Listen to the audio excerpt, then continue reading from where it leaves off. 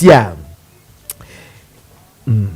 Na menomo kasei ti said ya omanpanyini ehye ye 2024 elections no na omanpanyini John Dramani Mahama bra no obontoa odoto Ghana for na anim say so education sector no a ade bi koso ho ye fra ade bi teacher licensure exam se tese omo amoko training college ampeso omo ye teacher for wi a wawie kura no ese so sa akotro exams bi e fa licensure exams utro wie na timi pass a na aban ama license a tese obetimi a kira de na nkofo kase basa no a ema ade a wakwa akosua for 3 years a wakosua no wako school akoye ni na 3 years a wako spende enoma wako akosua entetia wako akogini na no so wantimi antwa licensure exams no na chese ayekwa eni adia eti ya bomo amampani se me ba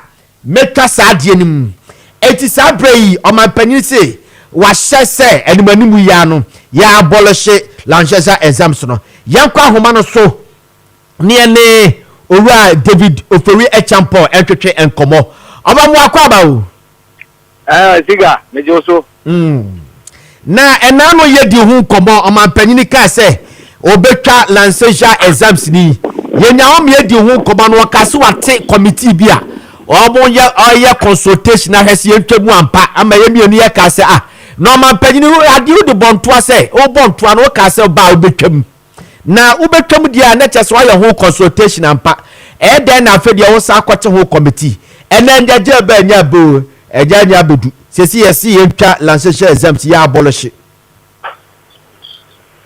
Ziega me chetifo etifo josu me nyewu report na committee ne de koma omanpanyin a enam so ntia wo mo tu sana mo enti de me kan nyina no me ka out of ignorance of the report what man there the correct yeah asem no kwa what ye kan say UNESCO an international labor organization in 1966 and only a recommendation for the status of teachers across the world. And yet binding, but above the foundational document, you promote quality education by ensuring that teachers are well prepared, supported, and valued. And I yedi hun komana Ghana so beji tu mo ye pass education act ye de ko set up National Teaching Council and e do me share wo mo parliament o there wo mo hwe se a teacher fo a aban be ti sika se wo twa o mo ka bia are professional because if I say the teaching is a profession you say I say all professionals can boast but the teacher taught them all. So what guy? Yeah. Me that says go for teaching so a profession. It's a calling and your vocation. Just say and they want to say more and we people be anu wejai. And can't you know teaching it? And even today we have teachers who have been called by God to provide that service. And then yaba in the modern world, teacher professionalism recognized everywhere in this world. We a teacher in Ghana now call UK or any other country who there. Now we get a license from your government. I certify say who get a requisite skills no nimdie na yedi try dia no a. Yamfa. Abanya so say on skill export. Aramewa. Yeah. On export skills. We can pass the Ghana teacher for Mama Dawson. But for every year be a teacher for Omono then Ghana one teacher for 5,000. You bet me there. Nice. How many licenses are women to me? No, they can practice. Women to me can practice because you don't have a license. Because license now National Teaching Council man. Emma British following same confirmation say at Ghana for teacher for no they are properly certified. Because there are two things involved in teaching. Bako, acquiring the academic knowledge in the subject area. In the first, Usiga, work for University of Education, work for social studies, any academic knowledge. What are here? Yeah. Now, to be able to teach social studies, we University of Winnipeg, something which borders on methodology of education. Methodology of education, which is I didn't work about social studies subject area. When saying you fast stress,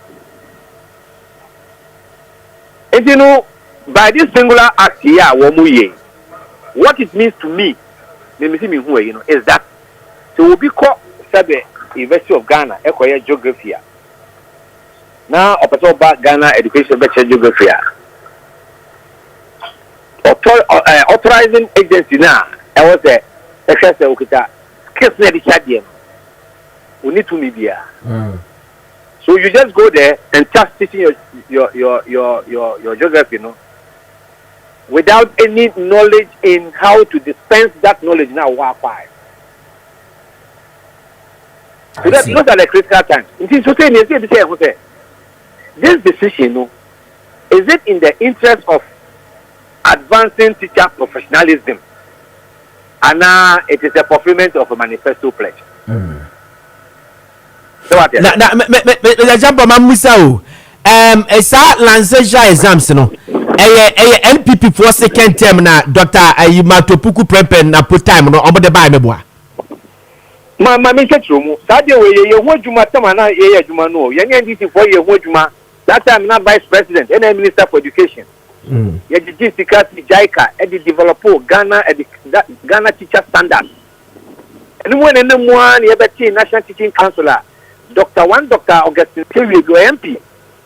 And we NDC in the one of the Western North areas. On the our first registrar. Is that what you say? Dr. Terry acquired one Dr. Evelyn Woodrow or somebody. A buy.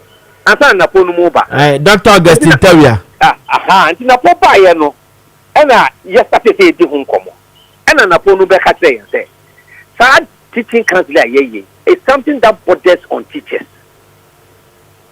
And yen kasa teacher for no. Yen penny pa ye gidi se o ye teacher ni a. Obeti be di enimu a o ti ase a. Adwuma ne be ko a boni bi emba ho. That is why we nominated Adaipoku to become the registrar of the National Teaching Council. His appointment, na political. It was at the instinct of us, the union leaders at that time. Because only pan on the Juma and no were winning term as president of Nagra. But no, a headmaster was Santimai Senior Secondary School. So what have you? It's in a podima, yes, your man, yes, you're a winner. You didn't know Jumaya and your headmaster. You can't never have or Jituma. You have a catcher of say, Nipa FSO, because we didn't want a situation. You want Ghana events, Ghana Health Service. Now, competition is out where I said, what you did that. But now, Kofi say, all set it in Nana Sadia in ho, and I will say NDC2 no, almost try Sadia no, and I went to maybe the bed and day. Our NPP time, Dr. Matopuku Prempe time. Now, side time now, Kofi Kabi say, na anase fo na tifia na nya adwuma no na omo bo aban say yen postu omo na aban so hwe ne sikasam a yentimi nya financial clearance employ omo no eno na aban pese o create system bi se na be obenya sizable size bi obetimi atu omo ka ena mo ko fa sa de ne de bai ziga ma ha ho enye no kre it is never true say o say Gituma Ghanaian say Ghana for say entity affects the teacher for FOMU and the quality of teachers that they produce in those times are class 1. It's not the same. How they do people were no longer going into teaching because they wanted to become teachers. They were going into teaching as a stepping stone. So now me jump away. Sa ehonam na problem no. Me kra mo problem wo say. Mama ya ti ase say sa questions na na ebusa o licensure ho no. Ana a linear questions enya questions e bia na bo no. Sorry. As a more din bia. Me say what kasa asem na pe meboa. Makapa. Okay, na Argentina obi akọ 3 years. Na the questions den watibia ye ni na a qualify e bia wanya grade bia. Se we be pia ma wakọ kira de. Na mo de sa lenient ketua no de ba be so nipa na he no na mo be ehuni say nipa ne qualified to be a teacher answer. Oh Ziga, wako sua say make social studies. Na wo ko kira de. it is only to find out say subject na usua and content you know it and you know how to teach it. Here, University of Cape Coast, University of Winnipeg, primary education. And yes, math is a calculus no more. Because what was your primary education? You're supposed to be going to teach primary education. So what are there? What was your nursery, early childhood? Young cats are going to be first. You show how a teacher sits in the class and dispenses knowledge to inquire or more that early childhood stage. And there are erroneous impression among creators say, and of course, you are getting and the man are getting to win to me. And you said, almost 30 questions for that. It be a professors from the university side, almost a teacher for one. So, and then the class and next for 2 years like special exam. And then next for so, sorry, and I over the next one attention. Is it a example? Almost questionnaires, no one be a shepherd. Questionnaires, no. What you be a question is be say, okay, be a binity. If you are subject verb agreement, if you are simple prepositions in sentences, mathematics, ordinary. I mean, who you mean? Can be structural. I see. So, if you are just, more, baby said, for something for just about 200 words or something, just something. You just want to tell, you test one understanding of English language now. Because you come and apart from class nursery, I call class 10. The rest, the instruction is English. And I'm a one. If you test who say one can say, put me true, put me kind, put me chat here. Now, then, Mr. Champo, I am fan can't be my training college. Me person me a teacher. Me konya 3 years. Semester be my exams. I didn't me final year no. Mo fa licensure na nka ho na me pie ba ma mu say me wie praku mi kuta licensure na me ba fie na me free say me mama na me papa free say de my training college be a teacher ni na afa ye hunu say me nkyra de adan ya yes licensure ayi questions be ade ama me yes me kokotro no answer. Adan ye fan ka the main exams no ho na me twa bia ma hunu say already ma pass me kwa na me ko. It is up to the state to decide how they want to do it. Because even within the framework of training of teachers, you will 1 whole year attachment outside the school. 1 whole year. It's only 4 years. The 4th year, almost school move villages. They say we come break ha. We go around. We teacher for now. We fit training college. We charge with schools. Say and then you know experience now. We get done.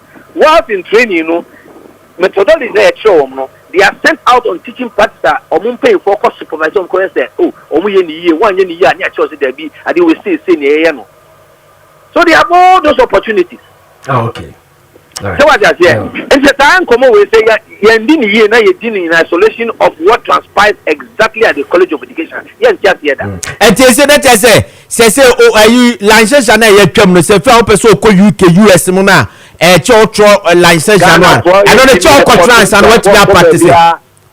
Ghana yet to be export to teacher for Kobe Bia. Except the fourth country they are not in line with this. Where in Africa, I say yes, heading Africa, you are a regulatory body on teacher licensure. Yes, Secretary General of that group sits in Ghana here. Okay. Even in Africa. Okay. Matthias pa. But jump better was na me person be bisa say me a teacher ni sisi ana bia and ya abolish licensure exams na se bia me ko UK a me person me ko practice a che no me control wo ho ana wo kwa omo pa no be fawo omo fawa na wo mama probation na what trends and they employ wo yeah it is no longer going to be a straight way. I see this omo kita bi no betimi akọ. Now, currently going forward, no, you can't go there.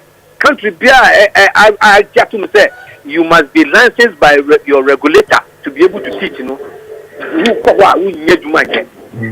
not be employed. Okay.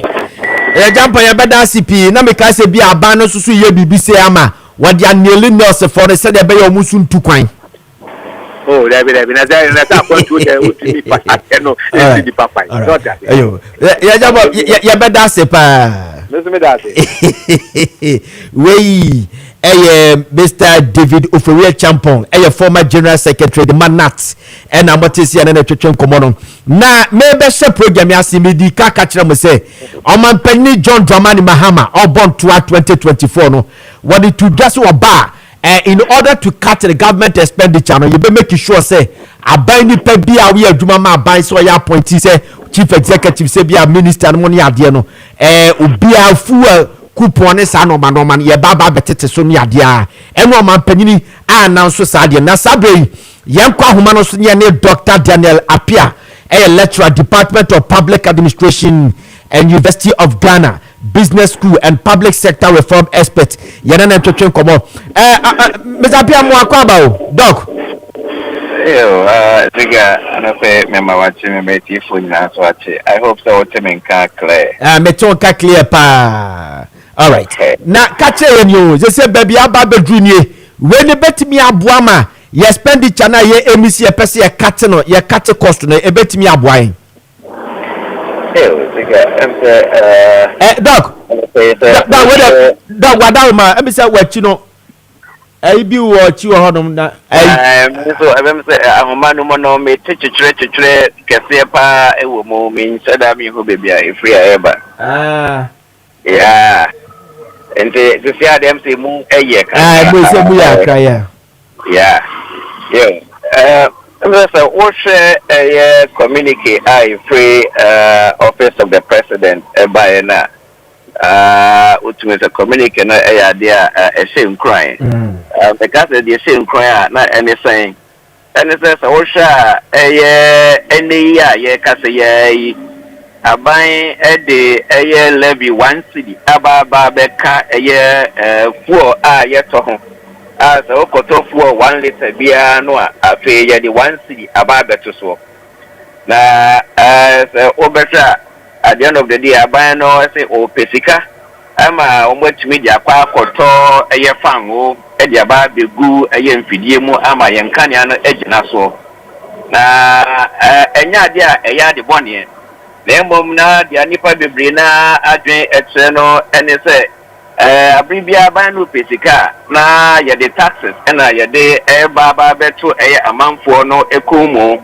na nipa bebre na yenta hunu se omo aban no mu so no taxes no ase ensada enka omo intine bia omo de abribia no de taxes eba no eni nti ode 1 cedi ba beto 1 liter friend gallon of fuel no na fi ono so chire bribi so omo so person omo so chire so mo sacrifice ama omo so fuel no ye nyina ekwa akota ye nyina na ebe kodwa so ye nyina na ebe kwa akura depo ana fuel station akwa akoto no obia nso ehun senia ne tono ya ana asesena ne tono den so a obia nso atumi no ata free nti communicate de ba say wayi allowances fuel allowances no free political appointees no eso no mejiri say ayasempa ama ye nyina ekokura fuel station ho no ma mejiri say dachi bia so mo person mo taxes bi ba betu fuel so a mo ankasa nso ebe fili o mo boto mo bi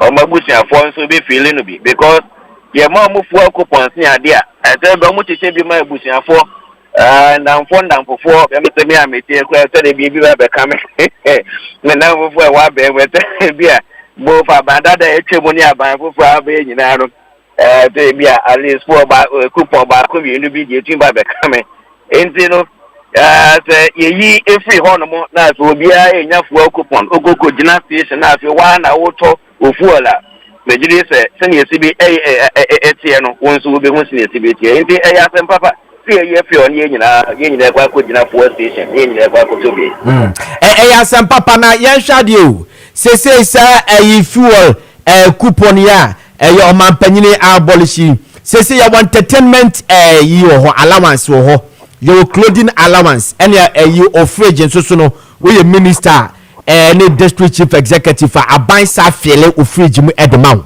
sa no kra no ye kekabo mu a eno no nchen the fuel ye ka ho asemi aziga say ejuma bia mu ene emu emra because so sha omo ejuma wo aban na oman no mu or more a judge for members of parliament, chief directors will be a minimum wage more bank move a biani emo emra.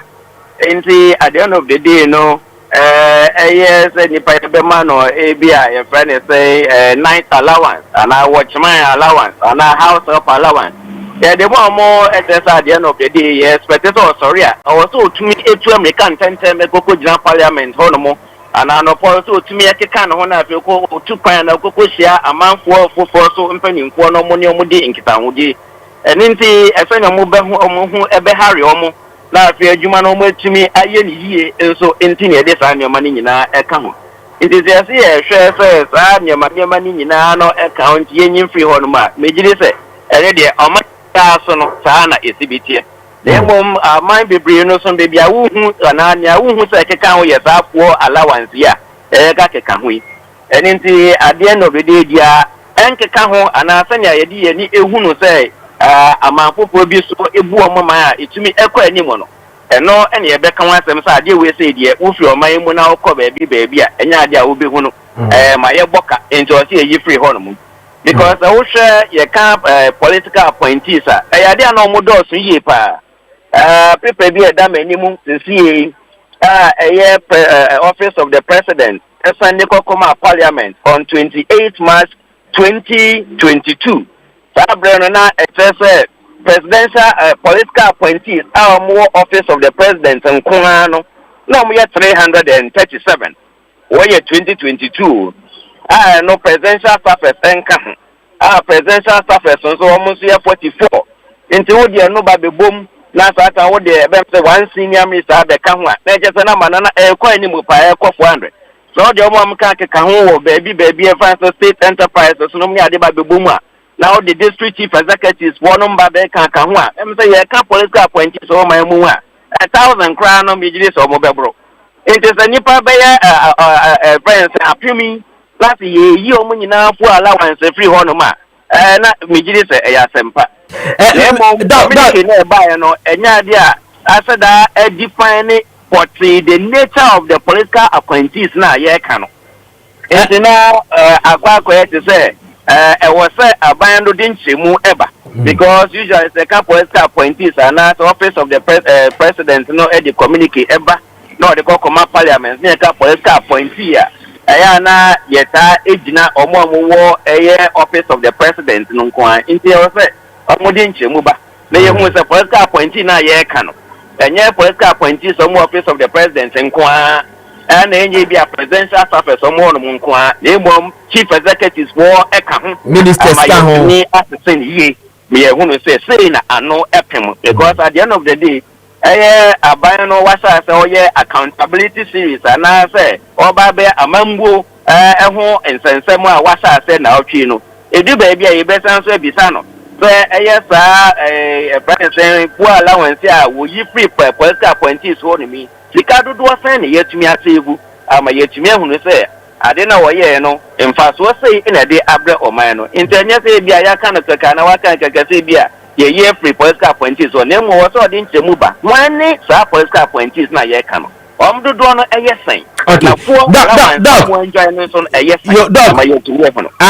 Ya ti ase pa na me pese me bisa say risk allowance say ye ka say o man panyini na badwafo ana say bia nipa o mo ye adwuma ma no woman risk allowance I understand it a bit is a night allowance say bia oda ho no mo ana bia ade bia buy so osiripe na bia oye cabinet meeting bi wo allowance metiase na bia obi oye minister na chief executive ye tua ne kayi a ebi obetimi ato atade na bia na clothing allowance ka ho ye de ma no afa ni fridge wo obetimi ato apple awe obetimi ato juice na sa nipa no sa de no so man na eto de ama no na afa ye ka bibi ti entertainment allowance sa entertainment yes na na baba besra awo ni ministry ho no mo a eso na yi sika ni bi no ode entertaining na ho bi baba besra no ente abro no betimi akoda na ne na so si etwa fuel allowance mi na se we mu ni no ho no mo a defeat the purpose na anya say your ABCD no a Ziega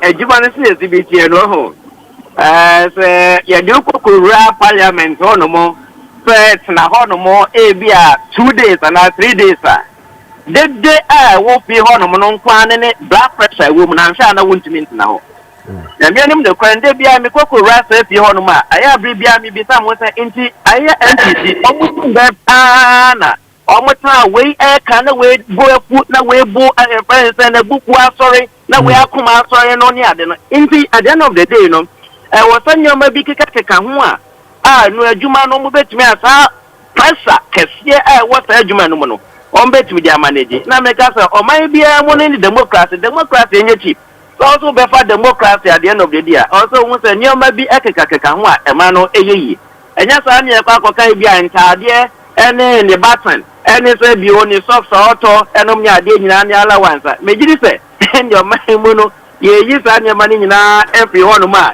e bia na be say Ghana ye kwa akobọ de we say amaya aka wo wi ase nyina ebe out of 200 no megiri say unya mu ba kokra wo be jona be ka sa ne ma no eyo mo wo aban mu no omo ni set allowance in America at the end of the day democracy is citizen say kwan sia ne be fa so a o say won say adwuma no ebia ni emu emra nti wo kwa wani mo no na o say won say na ekeka ho na emu ye hu behia kase pa no for me no enye ebia batan na zip na atade allowance na emu mu o so mu define potty when is that political appointees na ye kan wasem no o do eye fine na allowance na o mo je no so na eye fine yetini ebu hu akonta yem ye hu se sika sei na ye nya free mu ye bia de kwa akobua adwuma bi sei because aban na ba no se wo hia sika o de kwa akoye mpuntunjuma nti o se hu the savings ayetumi save from that ama yetumi ebu hu akonta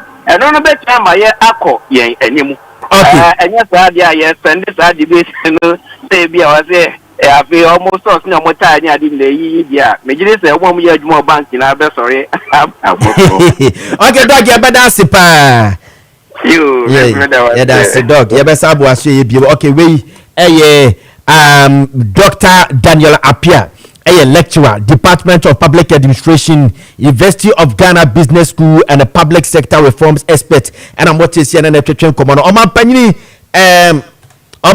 John Dramani Mahama send ye no obon to ase ento no so aba no be president Magana no o ka so oba obaba bete fene se fuwa allowances bi emunugu no obe katene dan na sabedi yen sanko na ye ne honorable Charles Asiabi MP Tano South member of parliament osai the energy committee of parliament ye na twetwen komo Zoom ye na twetwen komo Jomoni Abrante honorable mu akwaba Yosuminia sese bebe ya ba bedru ni o man panyini say efi na ekọ fuel sem ana aban etoma mana so man etoma mu no ye betwani namu ni amedase ma memfanchi ma ahwefo a omo ajebre ni di yedwuman na emse ansa na metro aso no menkle bibi kakra wa me pacho menye government appointee ena se oba mrase bedwamu a ye wo mrase bedwafo a omonye government appointees yeto yeso aba etese de yeto mampanyi His Excellency John Dramani Mahama ameno ya weno enunti saafuo allowance mampanisi otwemu no na se bedwafo a omunni appointment ewa aban mu no yenka ho efise yenje fuel allowance ansana na panyina ne no kasansana oba be economete se na o kase mrase bedwamu pressure ho na meti clothing allowance ne sa mpacho ni nyina yenje bi enunti asem no ayeka no asem na ayeka no omo aban no omo appointment ese omo medi dwuma na omo fama aban no Me pacho minim say the mechanic na clear ananka ya to aso. Yeah, but I say person say government appointees, but members of parliament and government appointees. Aha, enti yen ka ho bi. Sa allowance no yen gibi. Yen fuel allowance. Me come constituency every weekend. Weekend bi me constituency. Aban ma me fuel allowance da. Ese me fa come constituency. Aban ma me fuel allowance da. Yeah, honorable. And we understand it. Say members of parliament the money, but let's stay in the substantive matter. Yes, na me pese me clear ho no so that ahwefo na etifo ebeti ase eyi so that ibetimi ato aso. Okay. Enti afi ye hwe ye allowance a mampanyi mahama eyi edi afiri ho ewo fango anase fuo ensemu no. Didi kan se utie His Excellency President John Dramani Mahama na oye flag bearer anase na oye presidential candidate na o prese obetuma be mampanyi no. Na ne kasa na otai kapa ne se didi kan the size of government o chere se enipa dodo a na edi omubu o man Ghana no na omodo osododo because adwuma ni bi o ho a enipa ba ko adwuma eye adwuma nti obebra ansa na waye sebe onkotena office enka 9 to so enfa wonsa enhye odamri fam na boso me so a wadi akatua yesi adwuma Bible so bema betire nim fifire ansa na ne nsa akona no eninti adwuma de a adan na adwuma nipa ba ko yese obre no oye no ye kochi mama nipa be sedu na omo aye eti mampanyi mahama ka se so be mampanyi a eye the size of government say the nipa doso e wa aban no mu no obete so menu mienu nyina eye adwen se time wana mampanyi bonto ano o ka se oba ode nipa mako adiosia 60 ministers asoafo adiosia ene bebu o man Ghana ye kan ye no ye nua momo the other side si o entimi si da enye no kre ena me ne wo kasai sa nipa adiosia no ena mampanyi mahama ode bu o man Ghana in fact edru time bi no the honorable Afenyo Maakye minority leader ebe kan say mampanyi mahama mepa Ghana fo nyina achew na onfa nipa ni bi nka ho na nipa adiosia de ohu kwan obefa so di nipa adiosia abu o man Ghana nua enipa nyankopon adaroma ekoso o man Ghana mu nyina no say nipa adiosia His Excellency President John Dramani Mahama kan ho asem no enu an odi bu o man Ghana. So you fool asem we kura free ho ansa na meba ho no we nye de dikan a mampanyi mahama aya ebi sika ebe o man Ghana mu ne de akohwe other areas a ehia moa anomu hia sika ede adi omudwuma ena no mampanyi mahama also a ministers ni bi in no o kan say or the ban or the ense ato abrochire akwantuo so say enkane no minister bia te ni ministry a no si otu kwan okoha ofa ha osene ha ni nyina no watwam so betu kwan a fa ho krata asem nyina ebre na so ye na e friend say empanyifo anhwehwem chief of staff anhwehwem no hu sa akwantu na wutu no ese fata se wutu na wutu a emfaso ben ena de bebre o man Ghana enu mpo no o se first class so ye ka so ukofru wiemusen a ba bi ho no mo a che se o ba di ho pa ye utimi da nyina o se ho so afo bi anu he so kotena ho tu kwa fi se ho no ne bo ede so be so tu kwan a o ba kotena ba bia se baas ya ye nyina timi tena mu tu kwan yi e ho e na o be tu kwan so ye no free ho a o se be kan se eye TV a ye hwe ebi ho no ma o betua ansa no wahwe me mpese me bo company bi adin ebi o wa obetua ansa no wahwe eno so o say the office of the president ene aban adwumaku ahodo nyina na oman ne tua ansa na mahwe no eno so tintontan watwam se wo no ote ho na pese de wo hwe no ukotua ansa na wahwe a bosome so na aju akatua na watibi de akotua na wakasa nkasa so watimi ahwe enu achi na ayi ministries a na omo atimi eto omo ka na omo tenam ni nyina watwam enti so hwe ensese ya bampanyi mahama oyesa odi ababedru enneya na kire se enya afi na wo start na fa wo ho nsem no de wo ka nyina ne se o my Ghana ehia sika empuntu nyuma enfie nwotwe bia atwam no etika akire na adekudenti a omanfo no de ahoden a esefata ekoto aba edema NDC ene His Excellency John Mahama ne se obetimi aye enu nti wabai ekwan bia eso ofaso na ode yemane yeye no eso ofaso okay mini amampanyi Mahama se onye tese aban bia atwamu a ye bowa ne akwaje bosia ye hwintia ne akwaje bosia ye nwansia ne akwaje bosia na ebeye eka ada ho mantirima ena ba bete so mpentenkwa no okay mampanyi Mahama se dabi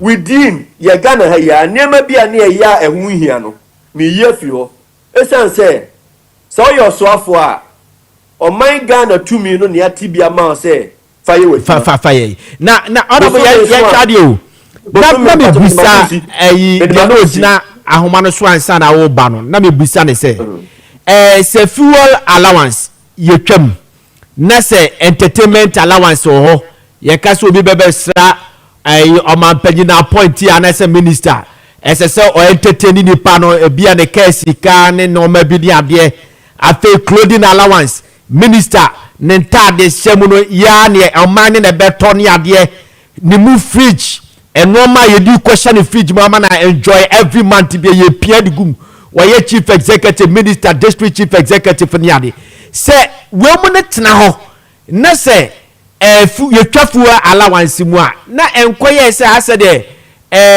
kojo koso no ogina kwantia minu aweda ase na me de manusi wo ho no na de me ka ne se o man to me ni bi ene yi dia ma o minister ne se fa koye adwuma de fa boa o man na wo so no bosome so a aban no ebetua oka enti fa osika ni bi etofuel ewo ba bi apesa oko minua me menye appointee enti minim ade a ewo omo condition of service mu se de wo kan se ye be mo atade ahye ye be pia ne magu fridge na fridge de se oyi nsuo ene drink anase bibia minima de kodi ade se fridge mu biem ewo office se bia betima ko twa na ntwi na de ko so fridge mu office ene yo fie ka ho wa tra me ka se mimi ya wo kan de wo asem e bia wa ye appointee da na se o ade a ho dada u fie fridge na ka ho bi me ba cha me ba e bia wa nya akwanya ehu omo condition of service me nya minister ni bida ena me nya appointee da enti me nya akwanya ehu de wo ka no okay enu nti se de wo ka no yi no e bia metima kire ma adua afa ho ma adua me kire afa ho kakra ne se ukọ ministries ni bia e bia se de wo kan no mo receive ahoho se hoho no eba te se ohene eba local government ministry ne ye di chieftains nyina aka ho no a na se ohene pon eba office ho a sebi untimi nka se onfa ne sika ne nkoto nsuo no sebi untimi nka se o ma ne drink bi se onfa nu ne bo kakra onfa ne sika ene nkonkoto enu nti se bi wo ministry ho se panyin bi sa eba besra wa ministry no ayesese ya ye betimi dia ma ne nsuo ana betimi dia ma no drink bi se nana fagubo na ye niamania I don't see anything wrong with it. Enu nti sa wo hwe ensu a ye de kwa akose fridge mu any liters of fuel a na otwe bia appointee no obeje a na chese sa ban ne ka se operatize no asebi sika fa wonu sika ne mu edu a ye betimi edi djuma e wo man Ghana mu amana yeye okay and say yes wo mo ne de ne nam ho apaso ene de aba ye ka ho asem sese yi any full allowance aban ne say retwam no na me bo aban na baso all right if you say the okade title ne say utwa sa allowance ni nyina mu a odisika no ebeko priority areas etimi a memete ha ya me ye mrase bedwani ema omanfo e wota no south no manigye ne say enne cheap compounds anasa ya sabia nkuma ese di konkro nkuma mu ebi ni ho no enne me ba benya bi e de akọ okay school dan a enne enkwala ne trade ase enesua de no enne me ba benya bi e de akọ akwan ene nkane a eni yenkro ni bi so no enne me ba benya bi e de akọ yo arabo ye better see sika na mampanyi mahama save no ebeba beboa Ghana and the various constituencies anything John Mahama his excellency ebona baso ewo anamo kesi e watimi atudi abo my Ghana arabo ye better see pa na aya ukodwomo oh weekend bia ho na mewo na miche wanka aye me fe pa e won sana na ka bebe ka sana bidi ka kwa ka dwomo de no e fata pa na arabo ye clear sadie we say enfu just a 30 seconds chama na ye be swa wu in ewo parliament no anaso wu ni ya na wo no na nkofo say owi ase du ketia ne ba no odi ano no me papa no o biological father aye oh to God be the glory o kasa o bibia o facial construction na ase no o nimde ni na ase no would more apply efie nyansa native wisdom mo de ka school there no other we too much so ko tongu anoma o kasa sir because me na message we have obi say is a said we can speaking and am say there be enya said we can kasa de ba e de kasa no that jomo ye here straight f why jomo ye here straight f why baby also kasa eduru bunum ti me ba ni oga ko Arabo ya dasipi.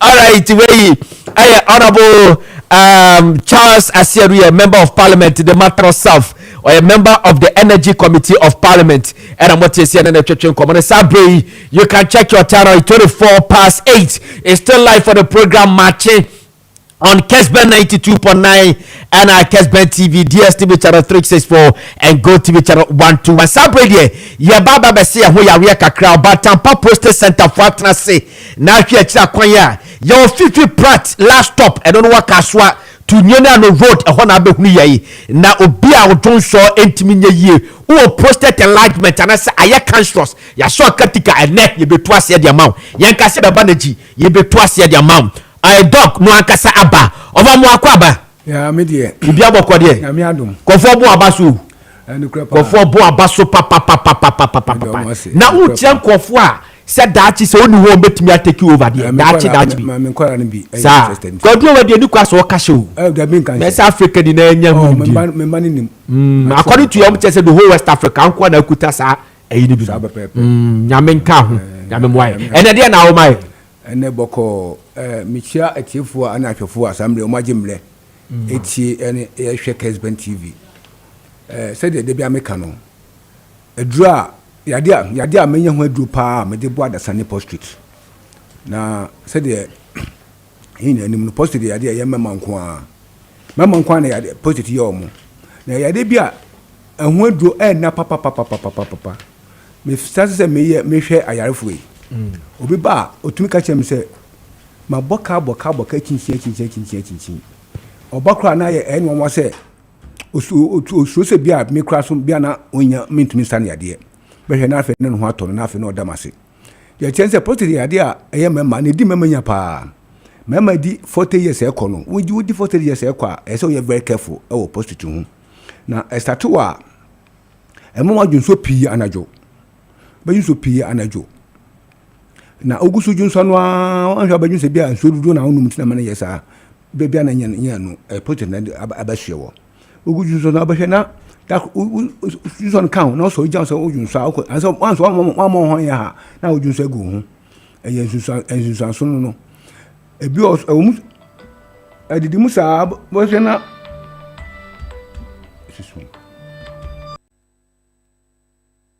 say just on count no ko jam so odwun so a kwansin na wontumi dwun so e so ono kro no a say just on count no mo won ya ha odwun so go hu ono kwa so be ma say ko jam so odwun so a be kwansin wontumi dwun so e na yare sa yare no edidimu sa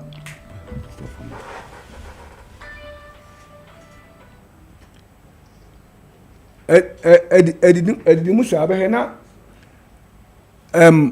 odwun so a bo se na dwun so ni bi akam and enu dwun so ni kam a e ba mo adwun so atoto so pi enu aso be ma se o mama sam atope e ba ma osisi ayoya obi twa dwun so boja e be twa mo adwun so a woni se adwun so gu ho a woni se dwun so de o enu anse onam ho na dwun na afi oba nu bi na ye Sudan president no ento ya de bi a ha dwun papa na ho duro na ya wo na ko hospital e do e be ma wo ye abofo frɛ no tamsulosin hydrochloride ana finasteride ye de ma wo enu manage odwun so no entu ya de na se ana so wonya ba eje ohun na so mo post de don bebre omu ne aduro no omu aduro a e manage dwun so but in two post ase ya de aduro atumi two post ase ne aduro a be ma post na shrinke ana se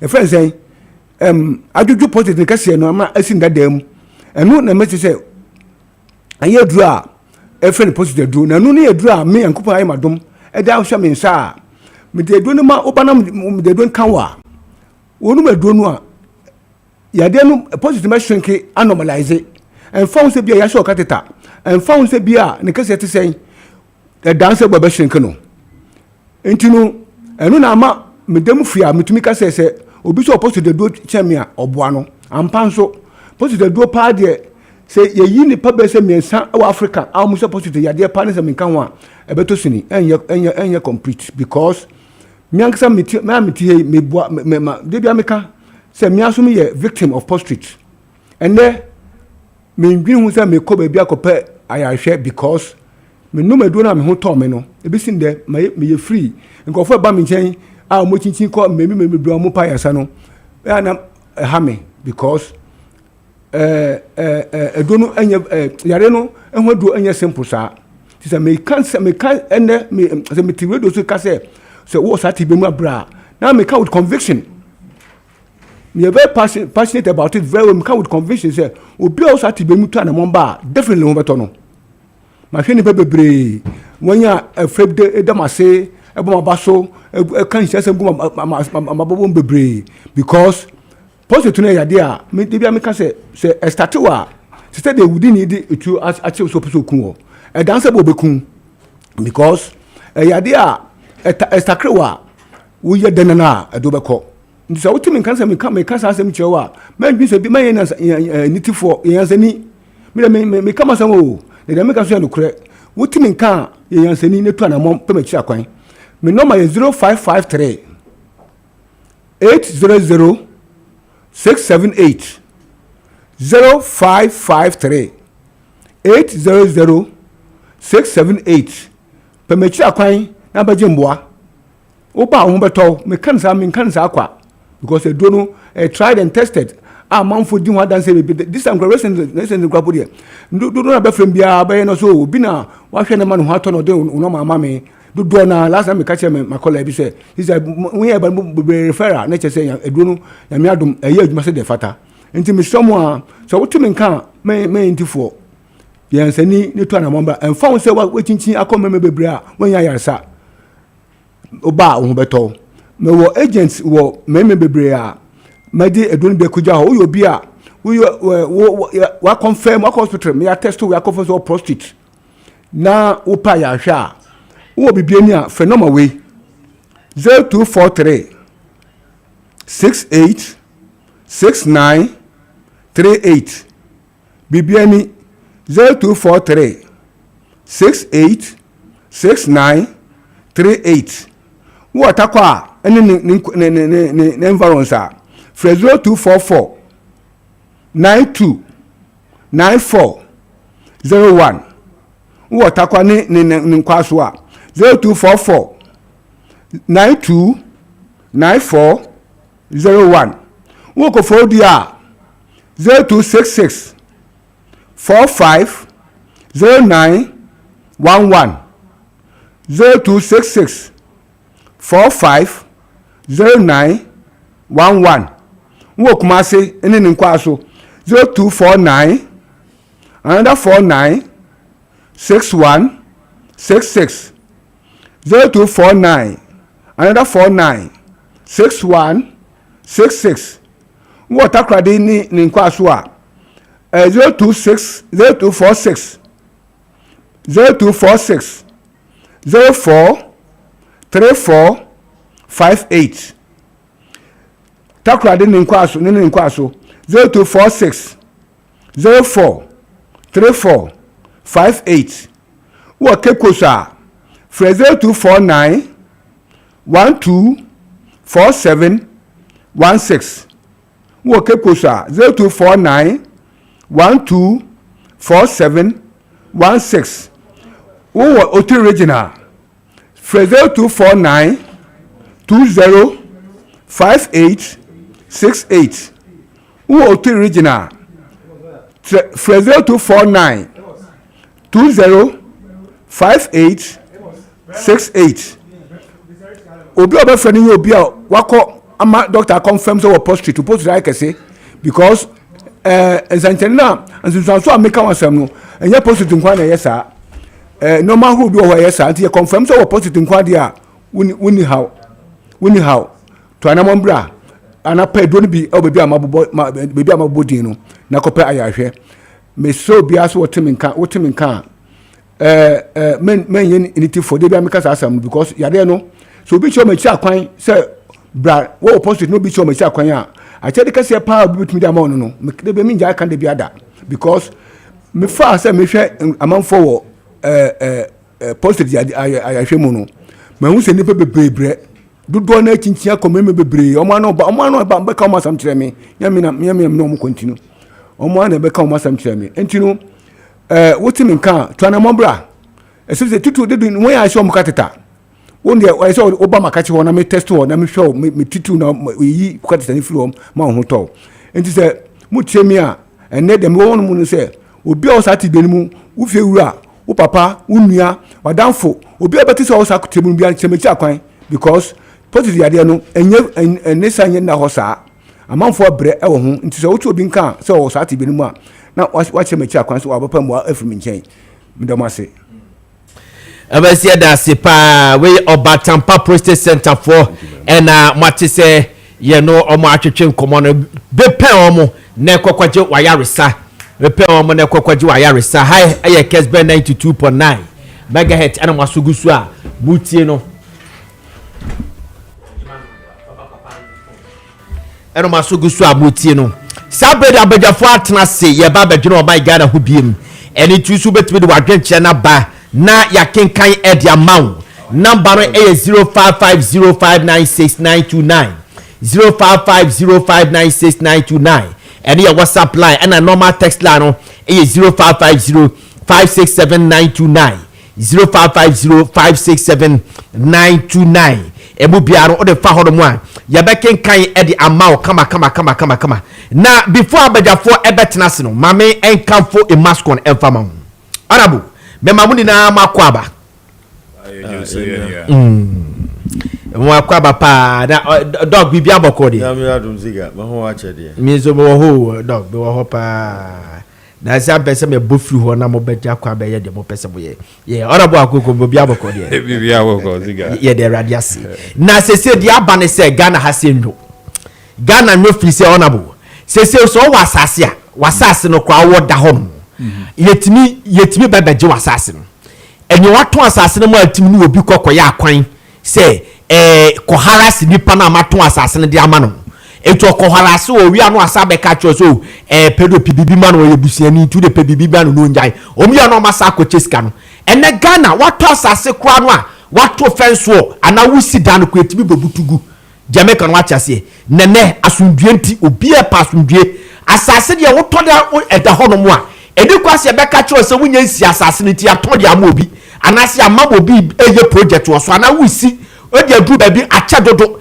eni ti ase agiba obi da eni kwa se basa na imascon enforcement control say imascon estate Ghana limited enforcement control say ese se wo da wasumu adwo enti ene ye de ton sase ena ape ye promotion na promotion na ye no eye from on the 2nd of June yeah 2nd of June ye sha se ne be September 19 muntie ye be September 19 and ye be na promotion no eye for government and non-government workers so ya abeduma we no say we soldier ni we police ni we NIB ni national security officer, immigration officer, navy, prisons, fire service, nurses, doctor for post for doctors for man member to me de bi to obiaka hubi wase ko na ekopo asase to na enya asundue na asase no ye wade ahodo pa ehoso ye kama ye obi ewo topoli o greater Accra hasia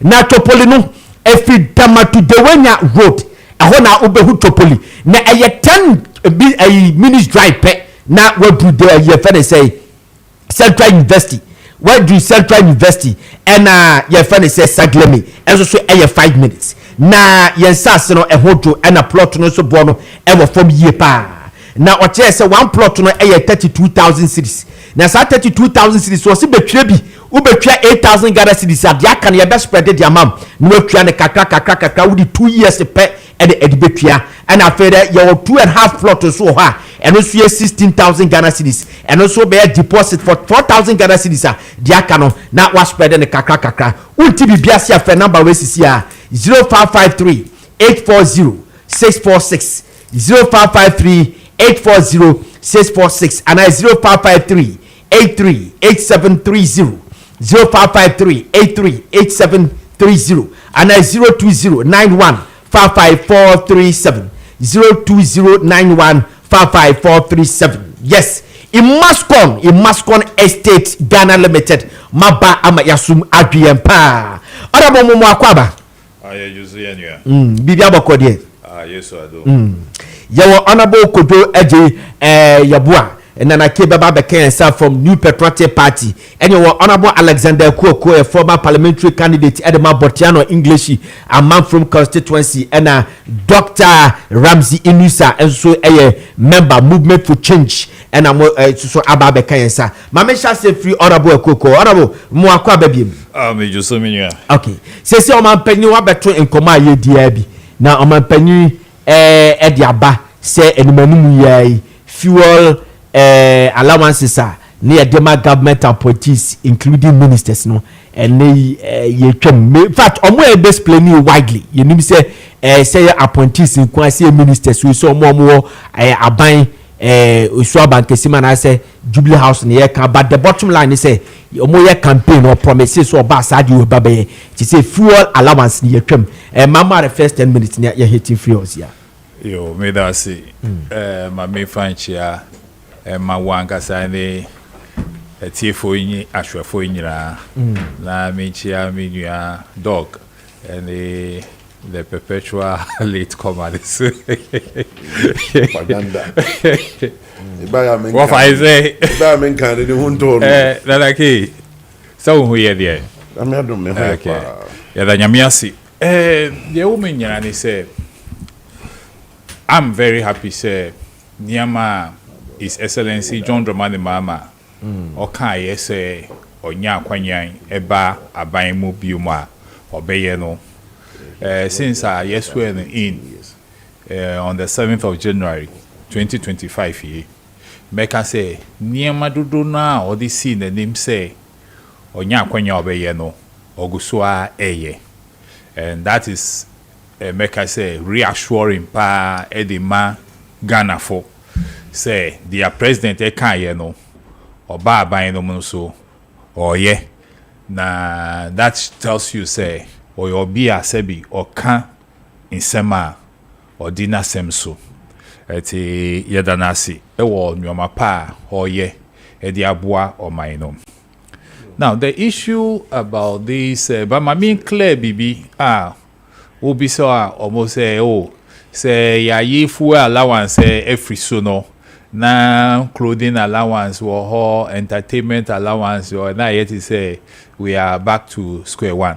I don't think so, because entertainment allowance any the who can no clothing allowance no ewo botayenti a ewo ho fuel allowance no so ewo botayenti a ewo ho ba wo hwemu a omo a ye mo fuel allowance no omo sign so ewo official vehicles a omo duru ejuma mu a omo de call runs omo de ye omo ejuma eti se wo hwa won say aye ti say ye nyina ye ejuma wo aban ejuma mu na wo kita wo car wo de free eba ya twa wo car na aban sa ato fuel ama wo say wo car na wo de free e de ba ejuma mu no fato fuel na fabra afi wo bedru ejuma na wa park car no na aban car e wo ho no na enu na wo de call runs edi eye ejuma omo ni sa akwanya no to me no enye fe emomo enunti na ban hwe ye no say government appointees bia na me hu engineer wo sa di hu because government appointees obi anim government appointee obi bia me say na me define government appointee obi biara aban ba ye eno no appointee you to any position. We are government appointee. Say we are minister, we are chief executive, we are your friend who say district chief executive or whatever it is. Once it is the government that appoints you, because that's a government here expire. Within an I expire. So all those people are here appoint you, no. They come under government appointees. And normal na ye kano. I be more dream say be nipa kwoki to ebi, so the effect will not be that much, no. Me person be an na dream and free sa asem ho. Enye nipa kwoki to ebi. Say see e be economists no more. We hu say eye nipa dom omudoso omu benefiti edi free sa fuel allowance himu.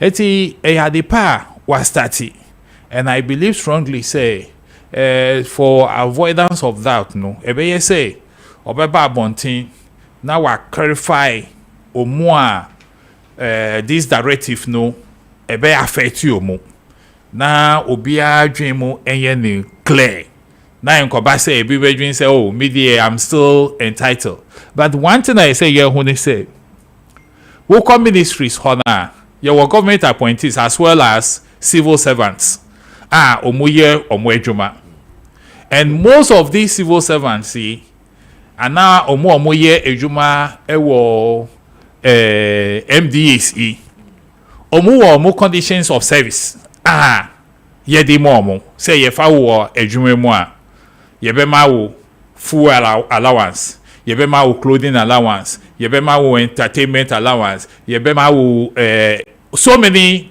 allowance are yedi momu omo ha make say per ejuma conditions no ya fa wo ejuma isi wo conditions of service any eka wo letter of appointment no na yedi amawo no. I believe strongly says I'm ready and can won't count. So it could be say government appointee or no or institution be more omo ho no per their appointment and per their condition of service no they enjoy those things, but why ya point to ya president ya point to where the call no, or see who dey no why then watch him, and we should get it very clear.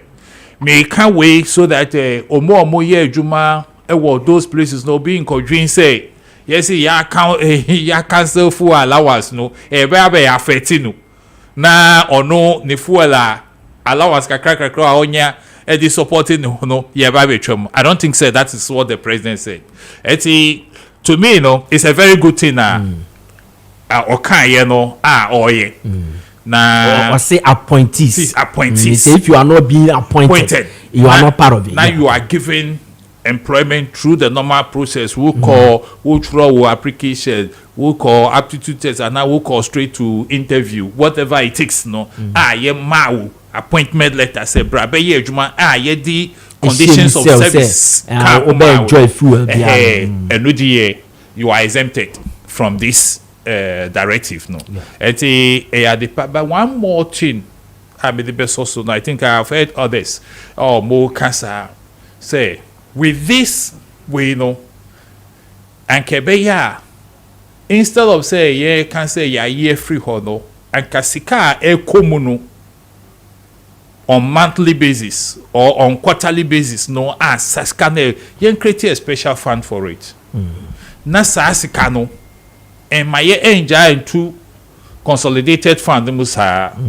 Yen fan two baby na yen fan yen puntu edwuma bi I be kai nyina. That's what people are saying. Yes. Say and kebeya senior be hu say ade na aye na aye the result no. Yes. E say abantimi announce kire say nanka sa sika we say e be go into fuel my government appointees but your boa no say nyanya for this month and I say the first quarter say nyanya eti e pese de koye sample duduma we see me omo kasa there amefuaso 100%. Because I was who your savings be amo mine na we your savings na e say omo hu say accountability idea me kan ye say me ye emfaso a efrimo abe eni so we no say then you give confidence.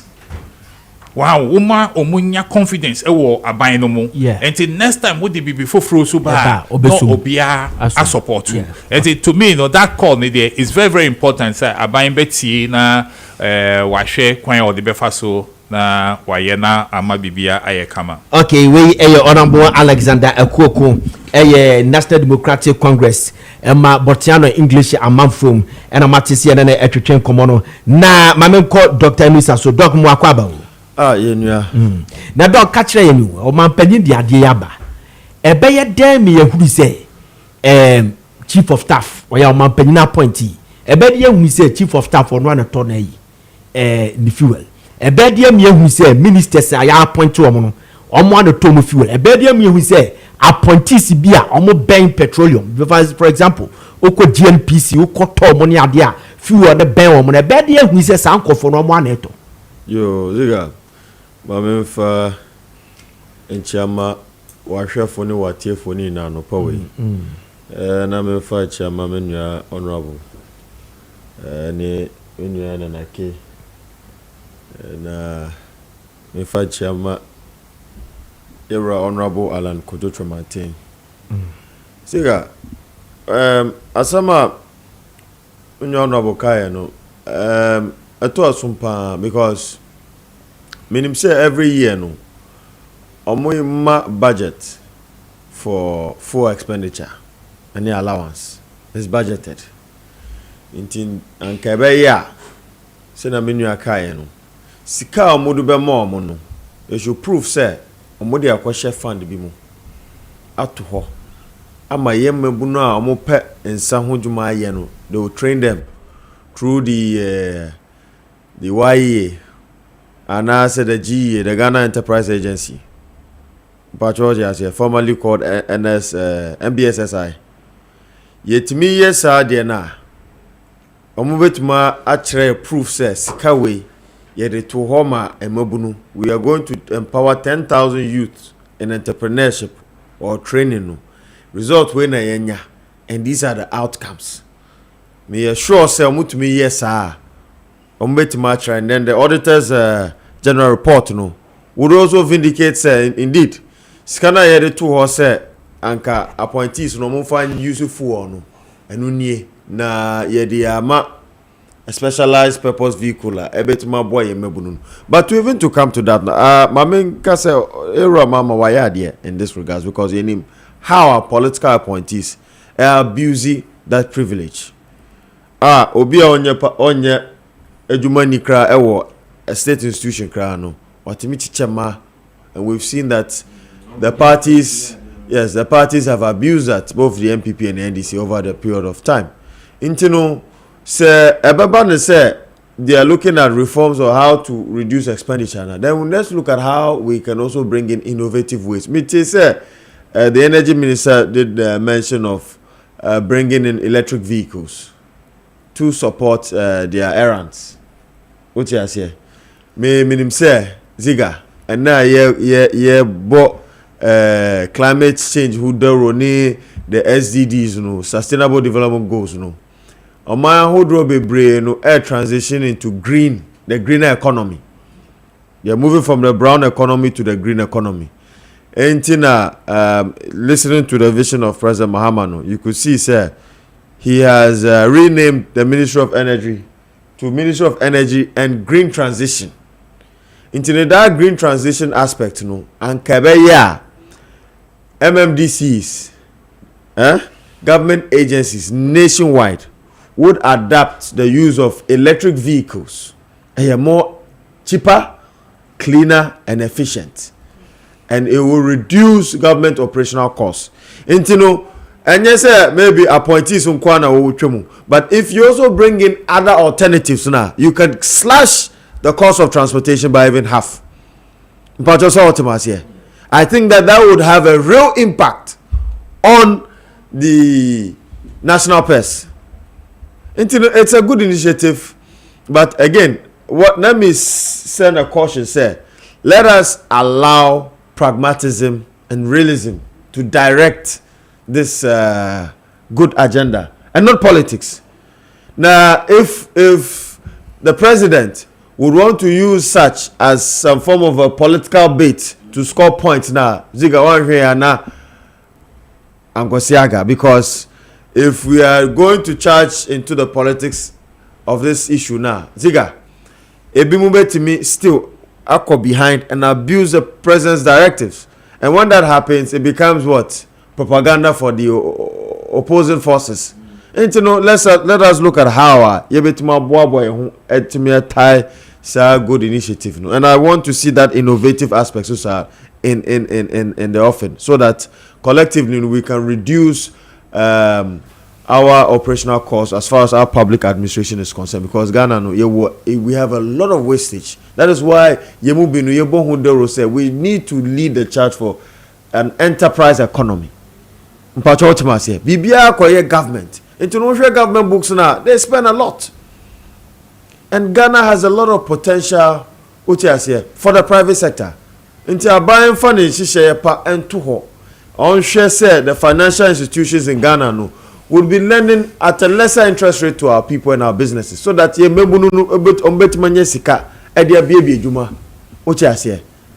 so that they can also employ other people and add more value to our resources locally, so that a bit money and punto. But dog, then I make one say the question I'm being sound is a show a better member who say we were Julius Debrasi, chief of staff on 120 fuel. A better man who said the government appointees are more Jubilee House or Manitom fuel. A better man who said DNPC boss and tall boss, NPA boss or Manitom fuel. No, sir, Obia Bejine Katia is released by controller and accountant general. And the remuneration aspect, there's a build-up calculation.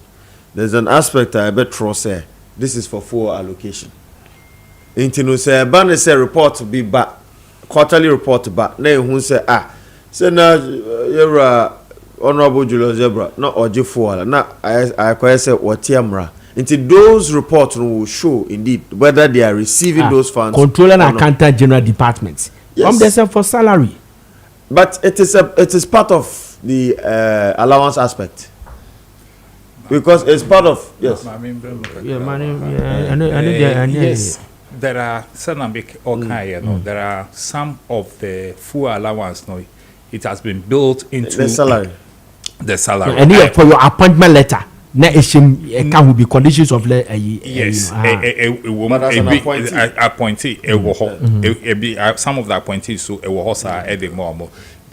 And I war almost the coupons. A mom good. and then I make one so you were more ye the coupon so a more yeah. Now every month be say a be 200 liters, 300 liters, 400 liters. Now you the amount. Yes, that is the appointees. Yes, God they omono yentuano source. They take coupons.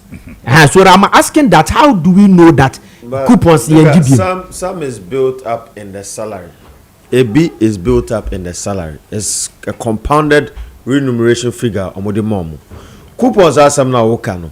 It is built up in the budget of the agency. If it's office of the presidency, this is the budget for year one, and our quarterly budget said this is what we are going to spend on for operational purposes.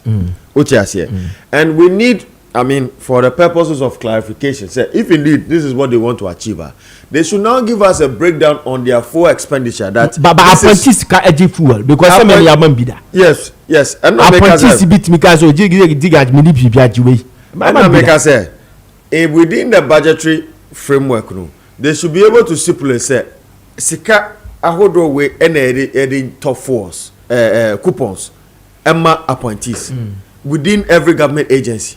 So if that is the case, then who say okay, so this is the breakdown for appointees omunya coupons now. Then that means after this policy goes to effect now, that aspect will be slashed out into omuye audit reporter. They have to prove. So here, they have to prove say this is not going to purchase coupons for fuel anymore. Omu audit reporter, I saw omudi babonting. And that is why the Controller and Accountants General's Department, which has auditing oversight over all state agencies, can be a credible source to vindicate whether indeed President Mahama is spending for money on buying coupons for appointees or not. Can be mechanisms. I bet who say indeed. Doc EDACP where Dr. Inusa no a movement for change na se baby ababeduni o man panyin oba no obontoa e na o ka asade no me no ka say fuel me ba fuel no wa ye fene say DSTV se me ya ka ho asemi wakati number of ministers wa ye photo na wakati dey on DSTV. Oh so I say fene say mato DSTV no ye abedumafo omo na abedumafo dey teso amefam yes mo obi akra mi so afie dey toso bi photo na na bo man pagina chi no we the first pan the mark contract na ka obi bia 10 million 20 million near the various institutions but man pagini ba no ya no so obi an pen drive we na me dey tu kwa no akọ download na dey enko so 200 Ghana cedis etim so wakate cost e ba se no a wo ase opposing the all co-printing na enko so 200 Ghana cedis and 300 cedis my print be anya SB e kwa district assembly onya assembly nzika no mde am say improvise anya assembly nzika find it nzika the be chief executive no ono ade bottom say improvise I'm improvise na eba say na aboya mo nhimo I said there omunya concert na nyene Ziga. First of all answer me address this issue Ziga. I think say maybe by you gumpenifo bi animase a renowned man of God omusuru nyame edi nyankopon a Muslim imam sir mampani akufuado ete board National Cathedral board edi omoto ano so omonhwe na yinsi National Cathedral NDC no kuje to black watena kurimu egu omanim ase poto so omaye corruption omawi omani sika omaye I report na baba obasi enyanya o dey just a brief one what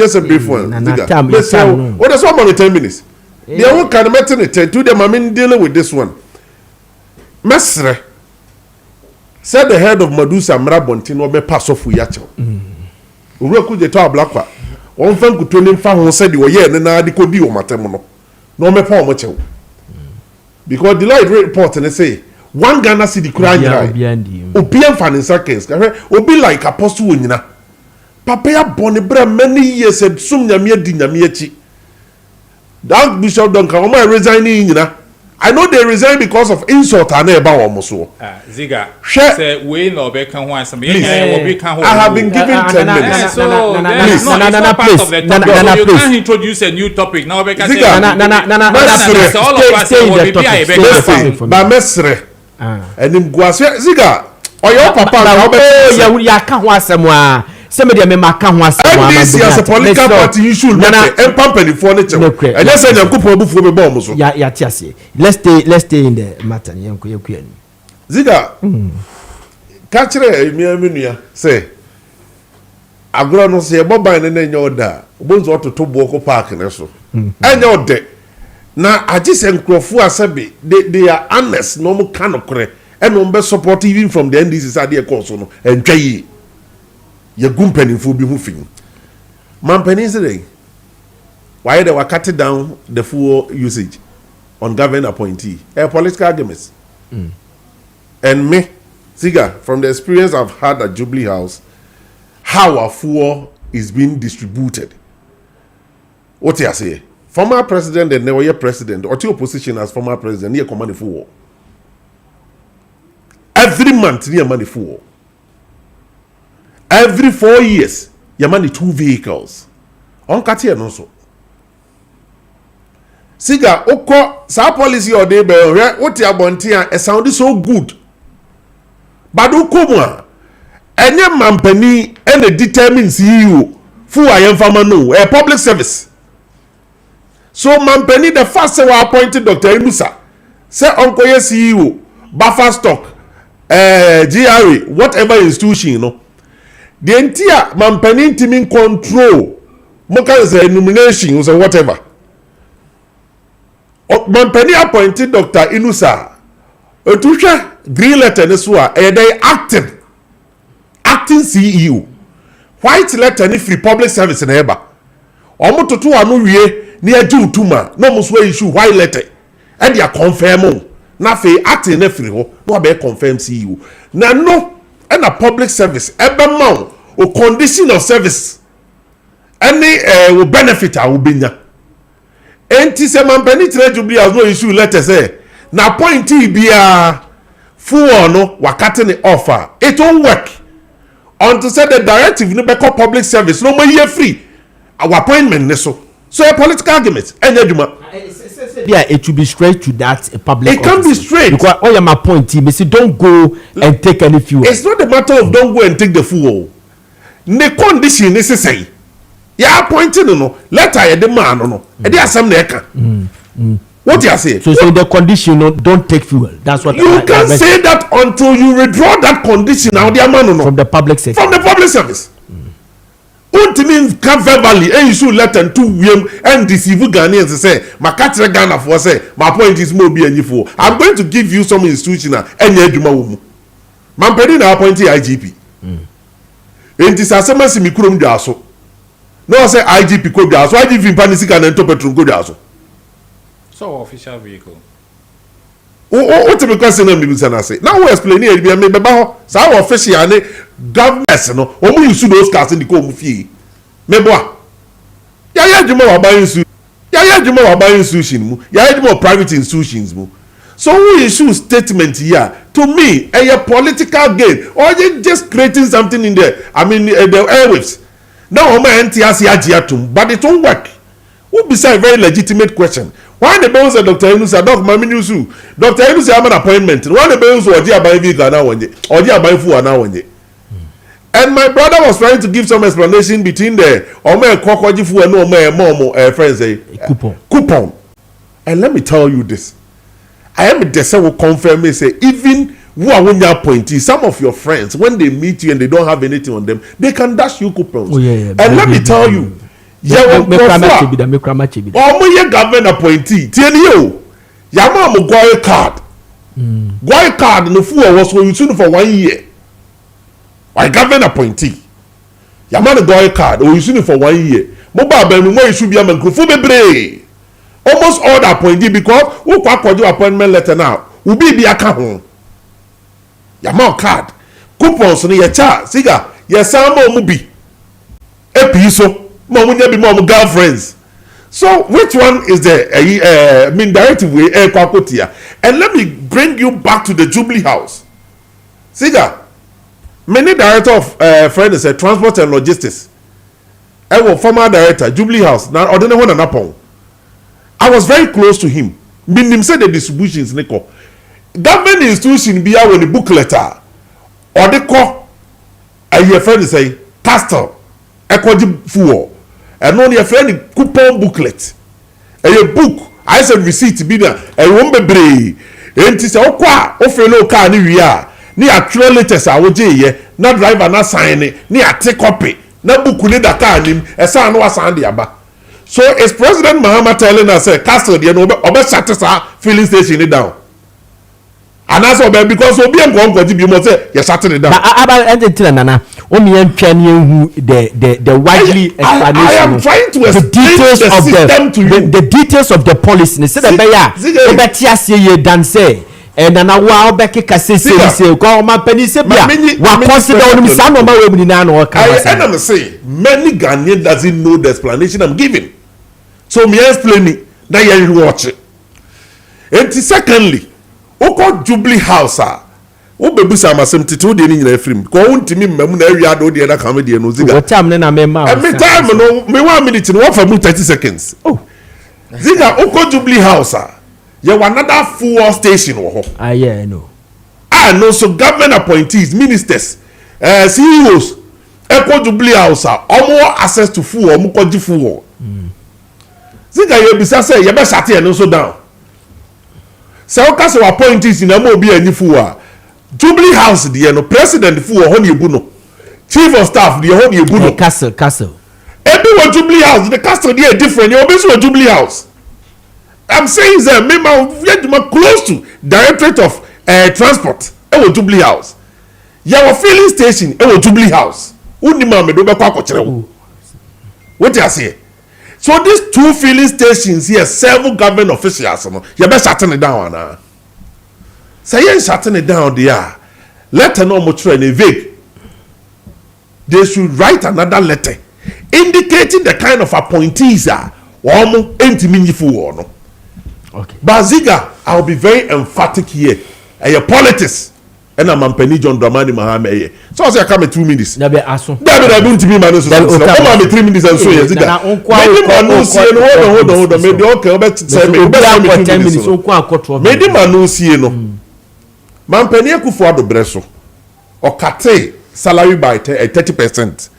Former president, current president John Dramani Mahama breso the first term okate salary by 10%. Auditor General report about Bontin Bekati say woboa omo fa change o musika nyina maintain your Auditor General report 2017 Ebeka kire Ghana for say 10% na Mampeni John Dramani Mahama first Mahama no e ka say wakate from the appointee salaries no that is not true me say I've given you the source Auditor General report 2017 audited 2016 2015 no please I challenge you produce that report I'm saying that I've given you the report no you have access to the report why can invade you say almost fair change your music be one man there or the abanity means I can here so I am telling Daniel say a populist agenda na NDC for you no one more boy coupons so dey chow my girlfriends or tell your money be Yamani bi amani you the yire bu bi agu the car mo the girlfriends dey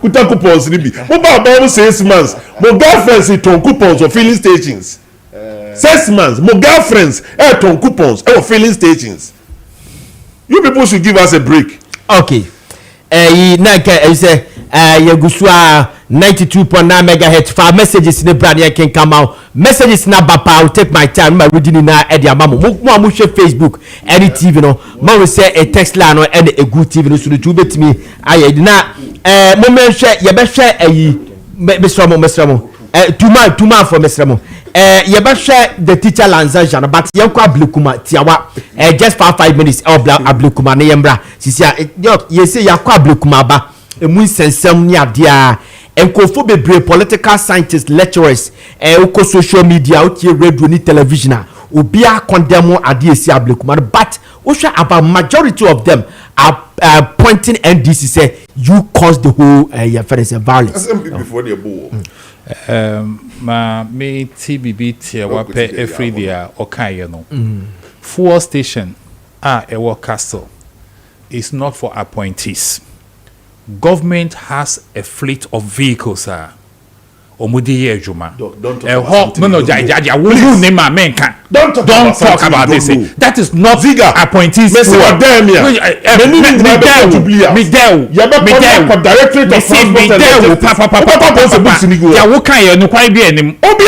don't say that. No, don't lie. Woman I will respected man. Don't talk about something. I will control no. Jai. Me, I've given you the who person who make organizer? I've given Jai you the intro new That's why I'm yes, telling that's why you what what I you are know. saying you are lying. I'm telling you on authority say you are lying. No, Debbie. Obi biara person who inquiry. Okay, yes. Okay, sorry, honorable, sorry. Or Kasembi. Now we see a radio TV so ni peti di pressure. We say Ghana Web. Now we Saturday 12 August 2017. Na 3 news for TV3 for and yes our story we see. Was it has emerged that some former government appointees pulled out of the 10% salary cut initiative announced by the former president John Dramani Mahama for the construction of chip compounds from chip compounds and withdrew their contribution. In 2013, Mr. Mahama and his ministers announced a voluntary 10% cut of their salary. Oh, please, can you report? But report no, so just a minute now. You make a 2013. In 2013, Mr. Mahama and his ministers announced a voluntary 10% cut of their salaries. Support healthcare delivery, especially in the rural areas through the building of check compounds. At the Public Accounts Committee on Wednesday, it emerged accruals from the initiative for the year 2015 and 2016 could not be accounted for per the Auditor General's report. As the end of the December 2015, a total of 800,000 Ghana cedis, which is 8 billion, had been accrued in 2014 and was subsequently released to the presidency through the Chief of Staff, Julius Debra, on request. Okay, so this is how how the 3 news for a report and a fine. But I don't know. What is the difference? Because see some, he didn't say that on one yet. Or see some will do. Okay, some will do. And the first year 2013, I'm penny declare no. That's the year they paid. 2014, 15, 16. The report says that there's some of them. It didn't say that on one. So the intro or some.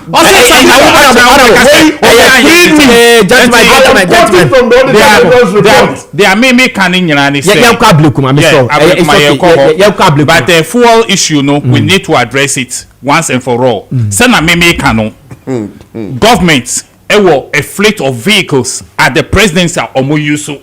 Omu wa fuel station ewo ho a ye di fuel those cars no enti enu enka fuel allowance na president see all tremble no bi enka okay enti nobody should give us any other narrative thanks for the clarification na so or your official vehicle no use because I don't want us to believe say because there are many fuel allowance is different from fuel obi ekobu ewo filling station. Okay. Fuel allowance no. The first 5 minutes, man, for my first 5 minutes, Ablikuma. I've already explained already.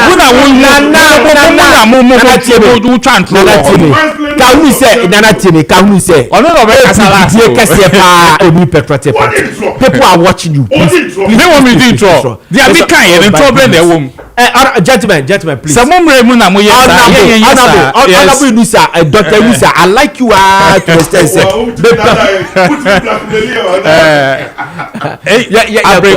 It's rather unfortunate, say, Bibi sa SC. But one say, Bibi Koso na aso mine, ye ashwe high no. People will take the laws into their hands. We share previous by-elections akoso wo my munyara. Niyama bi esi ebi mo krapo ye more serious the SC last Friday no. But as for mine, we did not punish anybody. enti yan punish obi enti nipa no so a ne ho kae no say yen hu say ono so wo nkrofo mo do no so say tables ni ten a obi so badwin say oh osi mesi ye yan no hwi enti misu me den me retaliate enu na e cause no cover problems there. You understand? Because we shall sabio ni party to be brain e call ho. But then na our kunsin. Any mo your friends deputy organizer omo ho eko kaye. Our kunsin die obi anim. Juma our kunsi adi ewo maimo. Se ban ntutu asem. Obi anim. You understand me? To registration, no, but to even this current elections are in 2024. It is alleged say the crop will be echo ball be to or mukumno. You understand me? So these are the things are ewo, but they are mimicking and say democracy, violence, and kahun. Enti say esia. Moma yen treating no as a criminal issue. Na omu yes adwumadi no yen for omu engineer mra kranso. Until ye be yes no say yan hwe yi a ebe koso saa because ene ya ban na ewa aben mu. Enti ye feel say ye wo tumi no a ye tumi ye dia ye pe. Enti ye wie a ochina obi foforo so be ye den obewa aben mu so no so start say oh yeah na ade na akoye to say cycle bi a ewo ho wo ye mi a ties no sisa me so me ye obi obe kai videos na me hu ye ba ko bi wo mu ono kan kran so I don't know as for Nana K there meaning so otin kran pa o ye MPP ni o say mre bi a etwa mu no ye bu mu. But this is the Muslim we are power. Oh, I didn't cry. I've watched that. Yes. Okay, Sana no. Oh, Sana okay. Ah, okay. But we say Kofa Frimpong. But can comment and you are why. When you imagine it, so that's ye environment. But the Mwabu ye pa. You understand me? That is our identity, and I think say we cannot continue as a nation in this way. As I say, yensi anu ekwan. Good. Na anu kwan ni nyina ni say obi biara oye involved no, and that is where me di honorable minister no me di hu ya kakra. This is not an issue we isolate it. If I were minister for interior. Oh, okay. You understand me? For you to come out say they are SC, you know, they should investigate. No, go back because they have lost lives. You know. Awa yebu madam for pa Tariq omomu bunu who Tariq for some time interior minister investigated the previous one. Yes, and let's bring all those people to book. Now what did their SC Friday no so then Baba, I think that we have that is the only way. Meba a dog honorable Nana please and distract me dia wo kano ekeye ba me hu ni say ya set up a committee to investigate Ayawasu Wogon. Ayawasu Wogon, Diano, so what share committee the Tenasano? Ya restricting it to Ayawasu Wogon, ya man called for so account, previous and normal SCCC. And only a digital so they try the vigilantism law 2020 999. It's not just a Kabibia Tweka. And Yasako Reki issue num akofa new ones at the Abana. Mame Chow. Committee na yes set here for Ayawaso West go no and see Ayawaso no yen solve enwie because we share committee report no recommendations on the my no ya implement and then we can say and no na me say said report no wo ho a on fan ka ho now omo a say yen punish omo for niam omo ye no yen fan dog honorable akasa te say unze eye me depa onu ankasa ni interior minister watimi akasa eno mabu wona na nya adwene wakasa as statement wakasa so omabapa o mada no ha wayi the political lens ne edefna is so clear was clear when you political lens ne to doc to so for mami yeah nana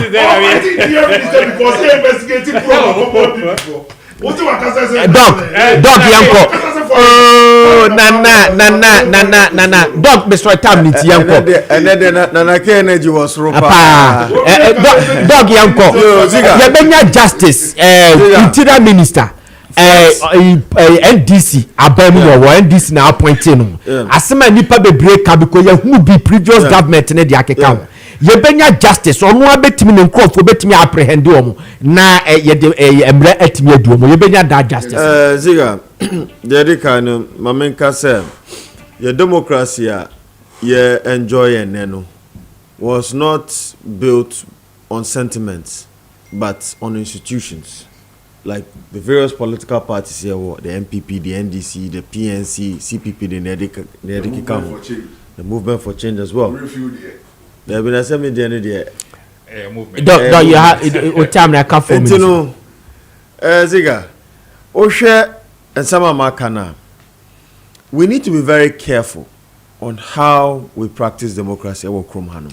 Especially this goes to the MPP and the NDC. Yenim say asema esi wa Blokuma North is an issue of structural gaps in our public elections regulations CI 127. Yeah.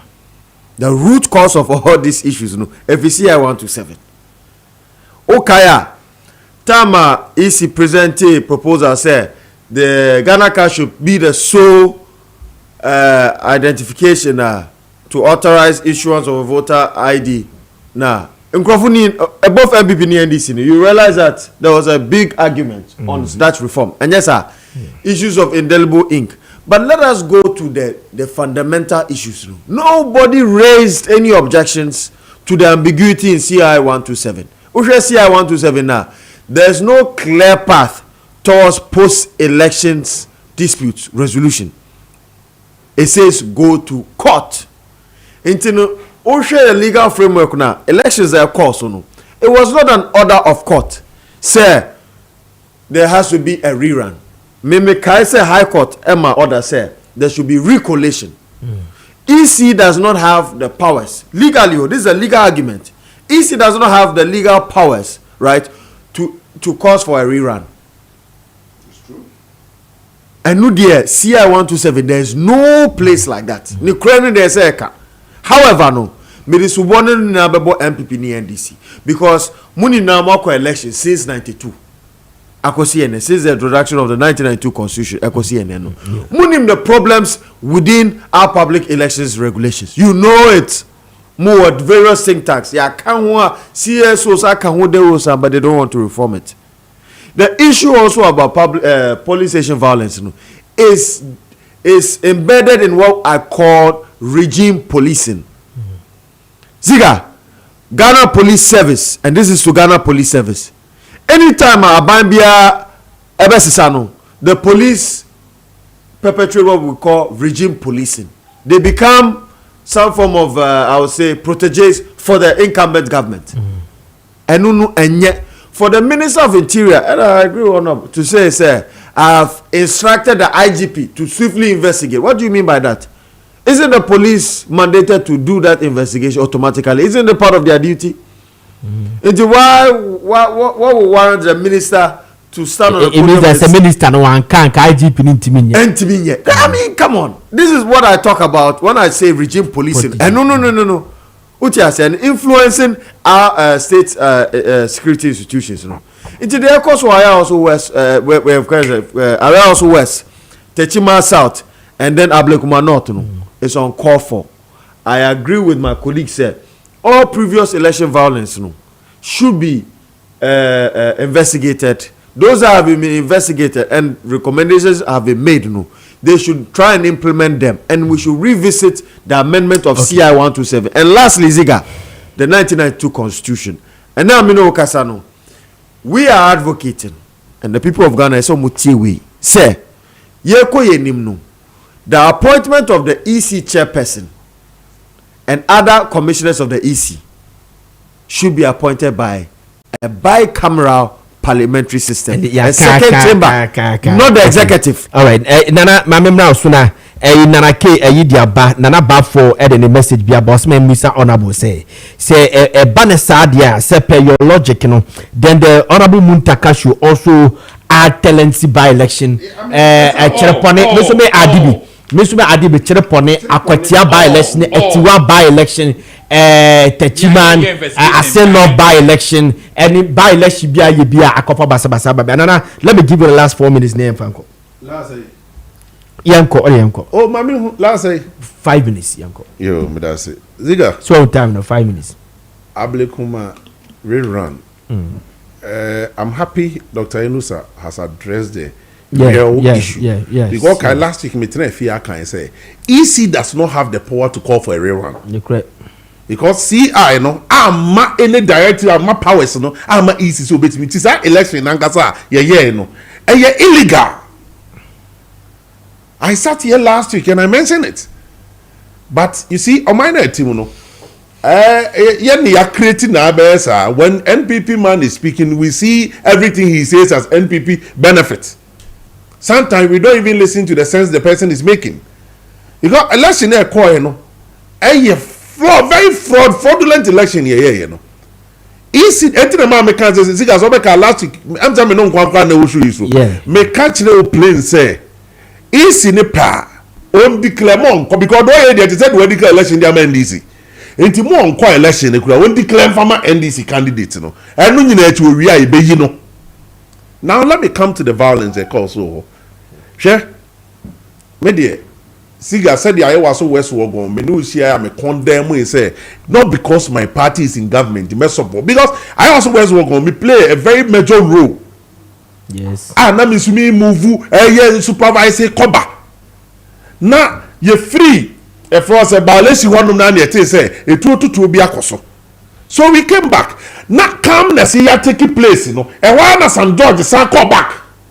E ko escalating the whole thing no.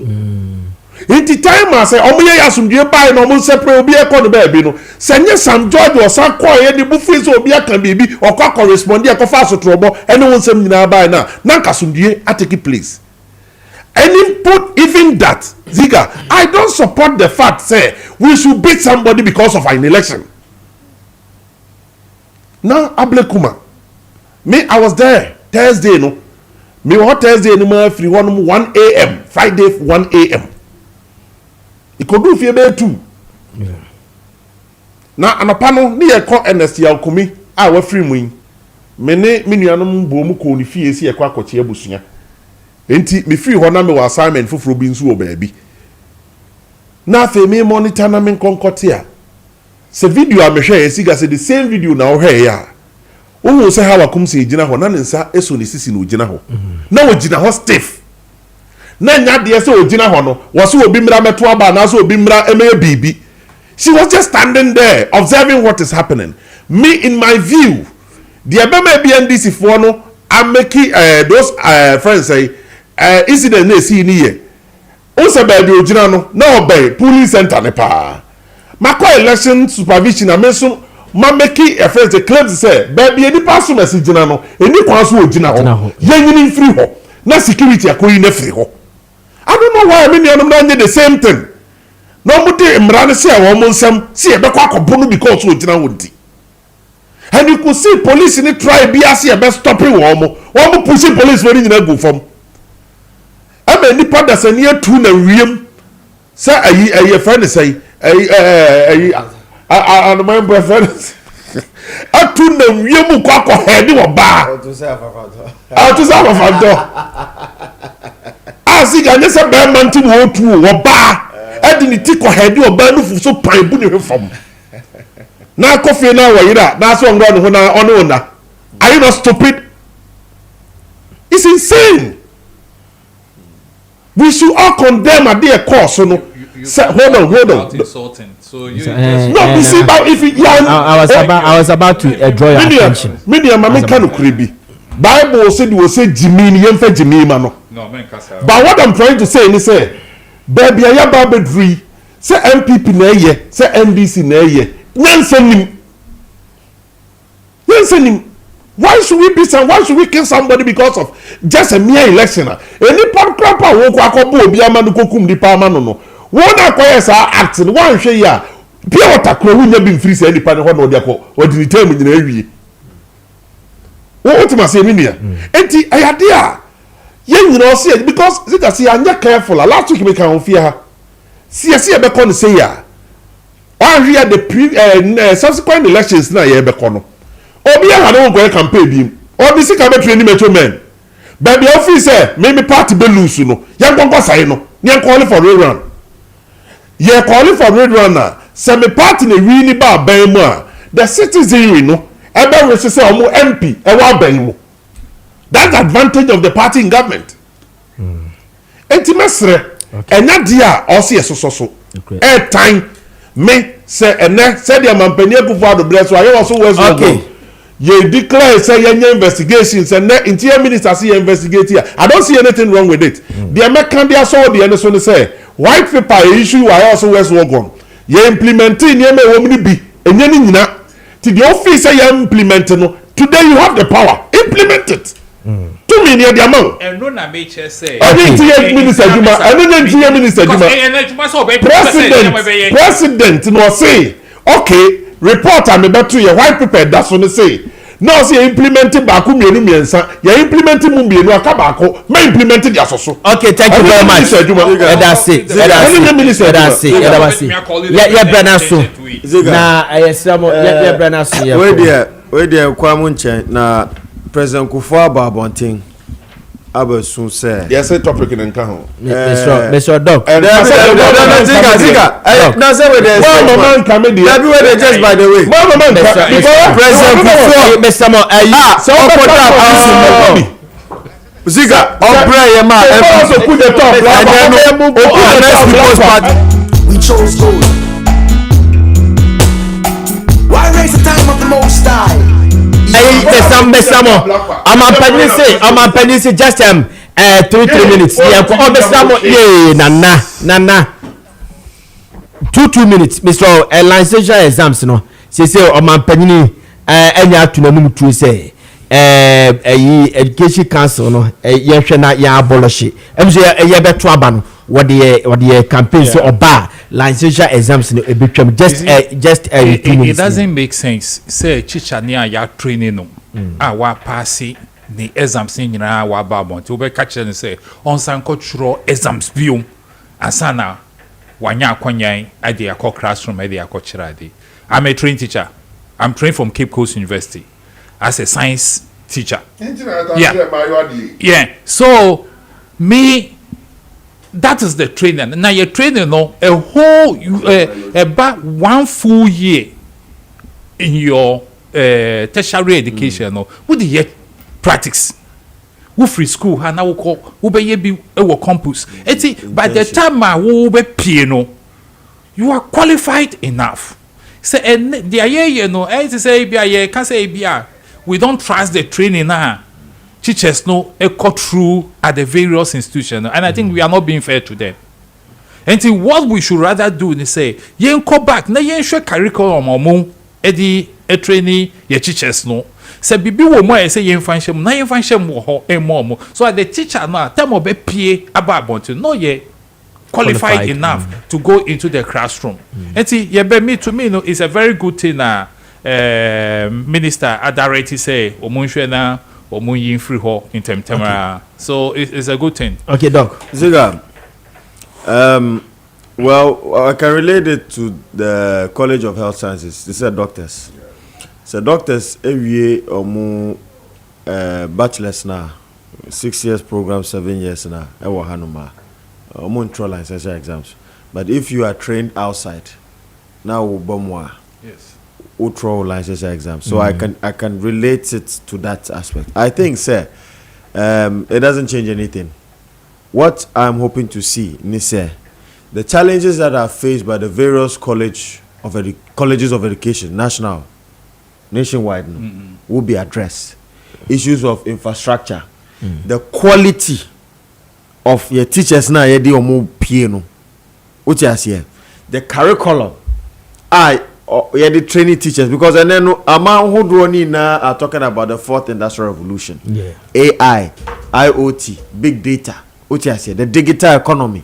How are we going to train our teachers and support them and support our educational institution with all? And I also say way back, no make sure social media. Now a crash me feeding. Now teacher ICT and now or you see chalk. How to use a mouse. And you way back.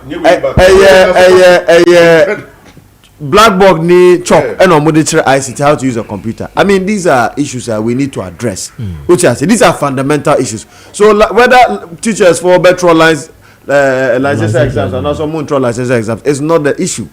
The issue is how best we can be able, right, to tailor our educational curriculum, support our various colleges of education to tackle the real sectors of our economy and stimulate productivity and also increase the the growth of our country. Okay. And collective effort. Mr. David Ofore Champon, former General Secretary NAT. It's very important. Licensure is very crucial.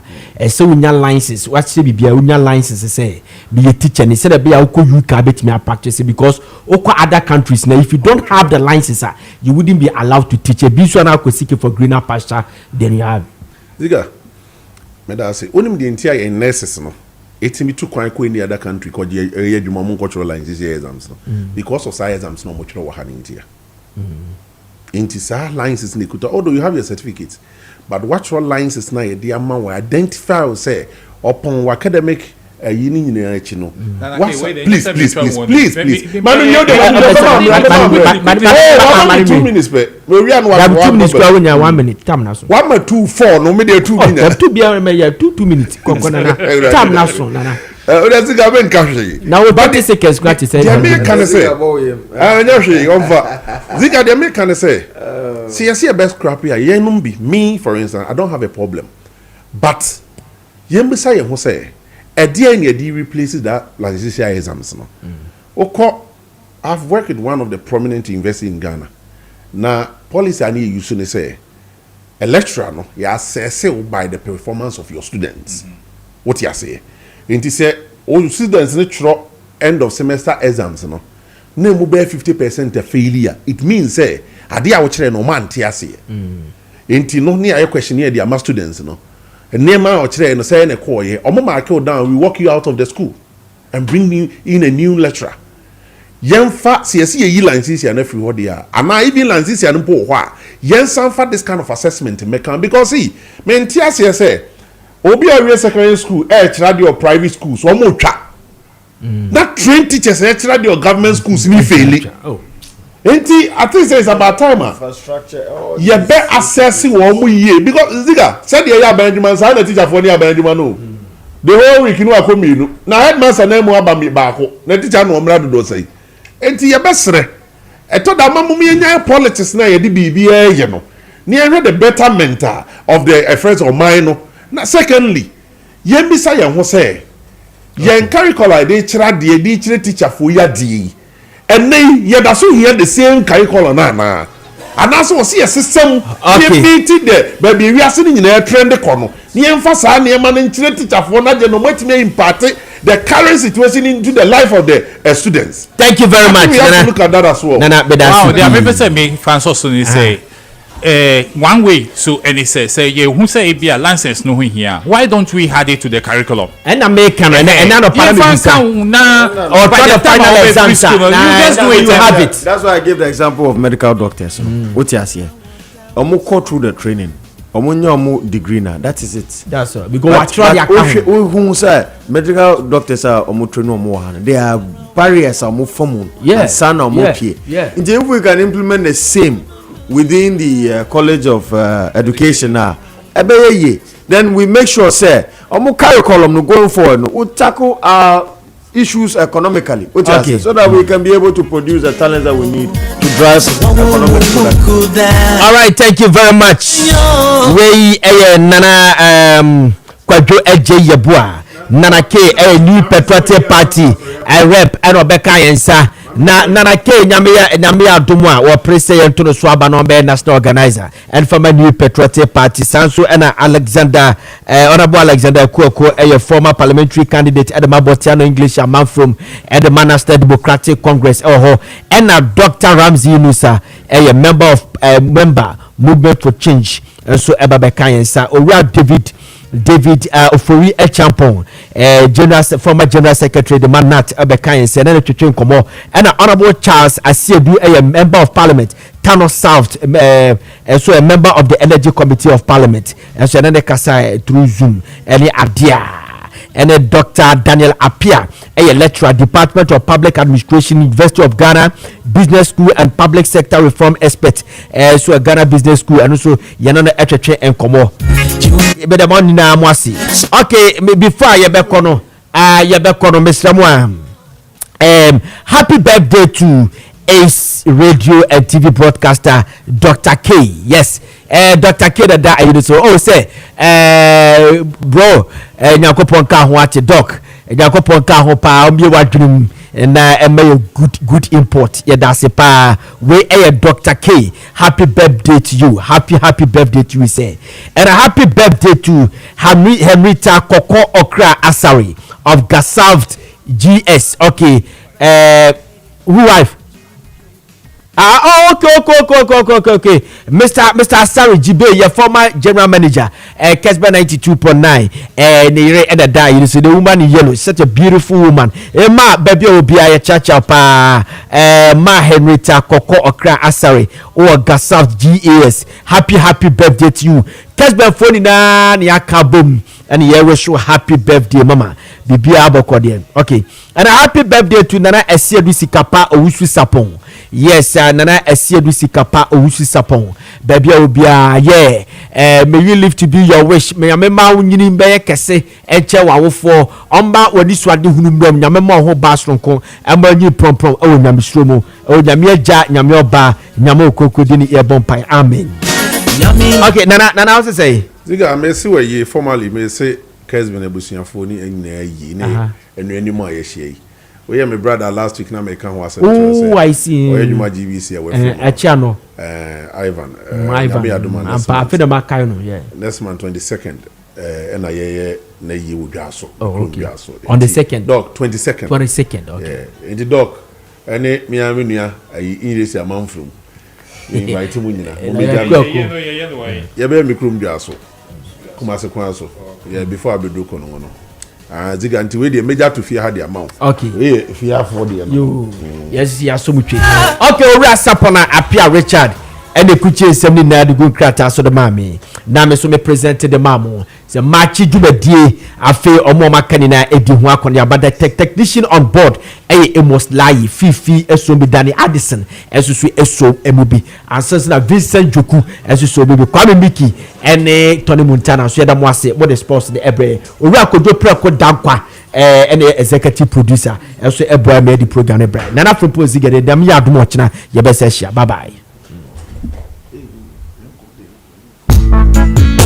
There was good and evil. We chose good.